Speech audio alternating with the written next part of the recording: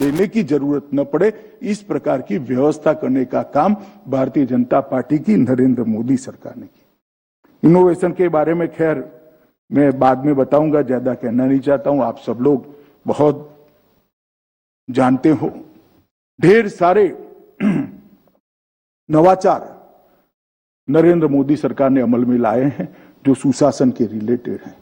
ढेर सारी नीतियों का इस प्रकार से नीतियों को बनाया गया है जो नवाचार को समावेश करती है, नवाचार को अपनी नीतियों में स्थान देने का काम नरेंद्र मोदी सरकार ने किया है और स्थायित्व देने का काम भी नरेंद्र मोदी सरकार ने।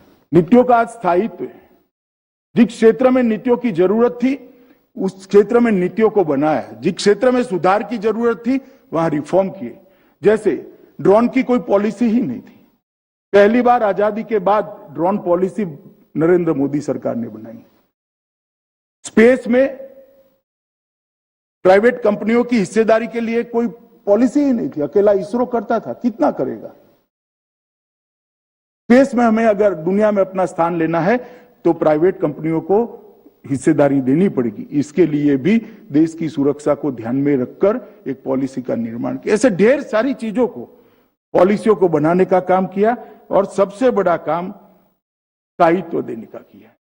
मैं इतना विश्वास से कह सकता हूं, आगे चलने वाली सरकारों का भी मेरा अभ्यास है, अभ्यास का मुझे शौक है, एनालिसिस करने का भी मेरा विषय है। मैं विश्वास के साथ कर सकता हूं कि आगे जो सरकारें आई हैं, 22 सरकारें बनी हैं, 21 सरकारें बनी हैं, तो 21 सरकारों ने कभी न कभी अपनी वोट बैंक को नजर में रखते हुए फैसले दिए हैं। नरेंद्र मोदी जी ने, नरेंद्र मोदी सरकार ने कभी लोगों को अच्छे लगे ऐसे फैसले नहीं लिए। मेरी बात को ध्यान से सुनना, लोगों को अच्छे लगे ऐसे फैसले नहीं लिए, लोगों के लिए अच्छे हो ऐसे फैसले लिए हैं। ये बहुत बड़ा अंतर है। लोगों को अच्छे लगे ऐसे फैसले लेना, लोकप्रियता कुछ समय के लिए हासिल कर देना और देश को समस्याओं से घिरे हुए रखना। कटुता आती है, विरोध आता है, विरोध को झेल कर राजनीतिक नुकसान आता है, राजनीतिक नुकसान को उठाकर लोगों के लिए अच्छे हो ऐसे फैसले लेना, ये कोई ऐसा व्यक्ति ही कर सकता है जिसके मन में सुशासन के प्रति दृढ़ श्रद्धा हो, दृढ़ विश्वास हो और सुशासन के परिणामों के बारे में जिसके मन में सुनिश्चितता हो। और मोदी जी ने ये कर बताया है और इसके कारण कई बार विरोध भी झेलना पड़ता है, कटुता भी झेलनी पड़ती है, परंतु वो मार्ग पर वो चलते रहे और इसके कारण विश्वास भी अर्जित हुआ है। जो अंतिम बात थी, मेरे 7वां मुद्दा था विश्वास। लोगों का सरकार पर भी विश्वास बढ़ा है, सरकार का भी लोगों पर विश्वास बढ़ा है। आते ही उन्होंने कह दिया, जैसे जितेंद्र सिंह जी ने कहा, कि सर्टिफिकेशन के लिए कोई गेजेटेड ऑफिसर की जरूरत नहीं है। अब ये देश गुलाम नहीं है, हम सब एक समान हैं। वो युवा अपने सर्टिफिकेट को खुद सर्टिफाइड कर दे, हम क्यों इस पर भरोसा न करें। गलत करेगा देखा जाएगा, प्रशासन निपटेगा इससे।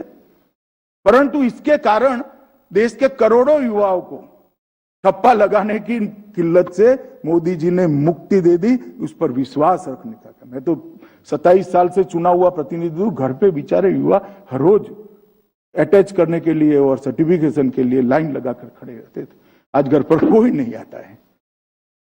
एक एमपी और एमएलए के लिए अच्छी स्थिति नहीं है, परंतु वो युवा के लिए बहुत अच्छी स्थिति है। किसी के घर पर जाना नहीं है, इसके खुद के सर्टिफिकेट को सर्टिफाइड कराने के लिए। इसको कहते हैं सरकार का लोगों पर विश्वास। बहुत सारे विवाद आए, इंटरव्यू को नाबूद कर दोगे तो क्या होगा।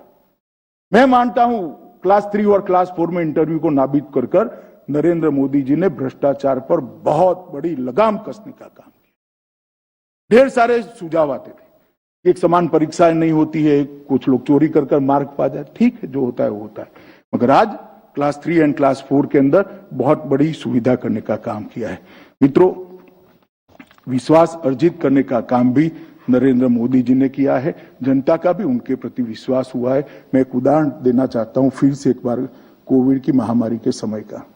सबसे पहले उन्होंने जनता कर्फ्यू का ऐलान किया शायद ही किसी ने नाम सुना होगा जनता कर्फ्यू कैसा हो सकता है, जिसमें पुलिस के एक भी नोटिफिकेशन के बगैर 130 करोड़ के देश में 12 घंटे तक कोई व्यक्ति अपने घर से बाहर नहीं निकला था मित्रों, क्योंकि इस देश के प्रधानमंत्री ने कहा है हमें डिसिप्लिन रखनी है और आज हम अपनी शिस्त का दुनिया के सामने प्रदर्शन करेंगे।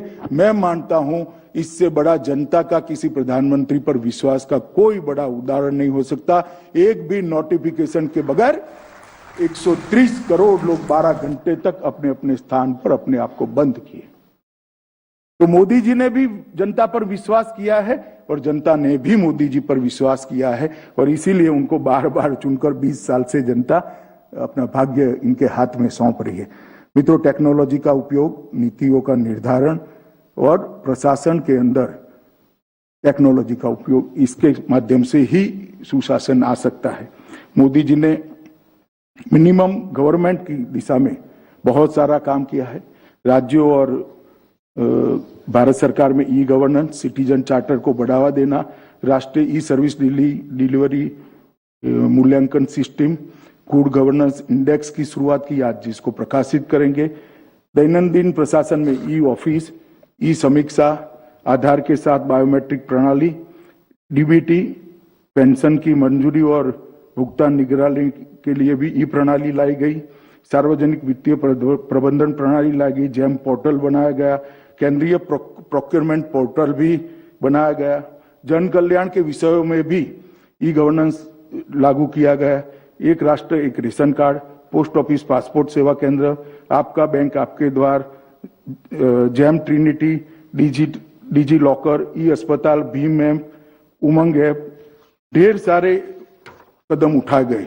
सरकारी प्रक्रियाओं में भी ई गवर्नेंस के लिए वर्चुअल कोर्ट, गृह विभाग ने लगभग 16,000 से ज्यादा पुलिस स्टेशनों को ऑनलाइन ले लिया है। CCTNS के माध्यम से ई मार्ग, इलेक्ट्रॉनिक रखरखाव, ई प्रोसिक्यूशन, ई FSL, ई जेल, शिक्षा के लिए एकीकृत जिला सूचना प्रणाली बनी है और सबसे बड़ा काम किया है कि मिशन कर्मयोगी को मोदी जी ने इंट्रोड्यूस किया है।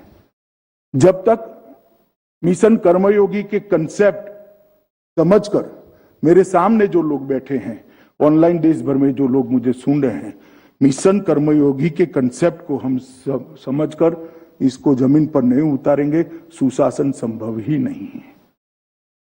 मिशन कर्मयोगी क्या है? रूल बेस्ड लर्निंग की जगह रोल बेस्ड लर्निंग में कन्वर्ट करना प्रशासन को। तो सुशासन दिवस कार्यक्रम को संबोधित करते हुए अमित शाह बता रहे हैं कि कैसे पिछले 7 साल में बदलाव हुए हैं और मोदी सरकार ने हर क्षेत्र में परिवर्तन लाए हैं वो और पारदर्शिता लेकर आए हैं। यहां एक ब्रेक के लिए रुकेंगे, ब्रेक के उस पार कुछ और खबरें।